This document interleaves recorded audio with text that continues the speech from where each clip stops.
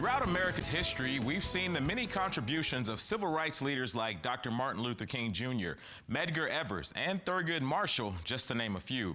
Here in Amarillo, we had civil rights and community leader Dr. J.O. Wyatt, a man credited with saving the lives of many minority babies when they couldn't get care anywhere else. This morning, we honor his legacy as we honor Black history here on the High Plains.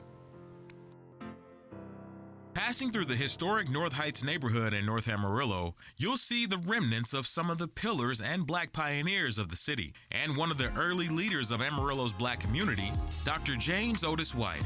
Daddy was a strong man who was dedicated to service. A Black doctor who moved here in 1939, despite completing residencies in Kansas and San Antonio, he wasn't allowed to practice in local hospitals back then, so he built his own hospital in North Heights. His daughter Thelma, now a judge in Atlanta, Georgia, recalling the hard-working, dedicated man. Daddy was a Pullman porter as he worked his way through medical school. Who was stern. Daddy was a man of few words. I never received a whipping. But if I did something wrong, there were going to be repercussions. But also kind and loved to laugh. He was a very jovial man.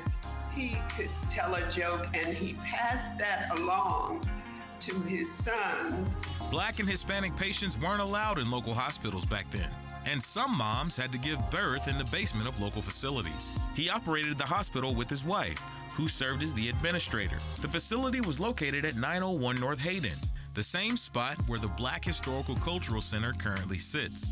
And the little house right next to it, that was the living quarters of his two nurses, Margaret Saunders and Billy Murphy. Dr. Wyatt is credited with delivering the majority of kids born in North Amarillo in the 1940s and 50s.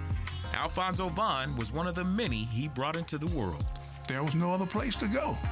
So not only as far as birthing, helping birthing a number of children, but he was the doctor. He was the primary doctor. He was the surgeon. He was there to, obviously I'm certain that he helped save many lives in this community. Throughout his storied career, Dr. Wyatt served on multiple committees. In 1955, he unsuccessfully ran for a position on the Amarillo ISD School Board, becoming the first African American to run for public office in the city. But it didn't come without hatred and controversy. Just one day after announcing his run for the position, Dr. Wyatt was watching TV at his home on Northwest 12th Street, heard a commotion outside, only to find a burning cross in his front yard. Imagine a man of great courage living in a time of segregation, of not being able to go to restaurants, not being able to go to movie theaters, not being able to going to a school, but getting third-hand materials. Dr. Wyatt died in 1958 from complications from heart disease, but his legacy still lives on by way of the J.O. Wyatt Clinic in Northeast Amarillo, which opened in 1994. A number of primary care providers out there, so that's going to cover all your common medical conditions from hypertension to diabetes. Now, I actually take care of people living with HIV there, so we have an HIV specialty clinic.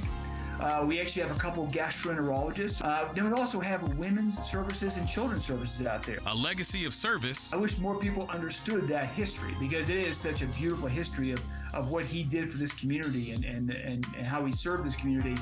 Bringing hope for growth. That's what I take from the Amarillo community, just how beautifully cohesive we were. In Amarillo, Rochelle Hamilton Jr., KAMR, Local 4 News. And you can find the full interviews with Judge Wyatt Moore, Alfonso Vaughn, and Dr. Weiss over on our website, myhighplains.com.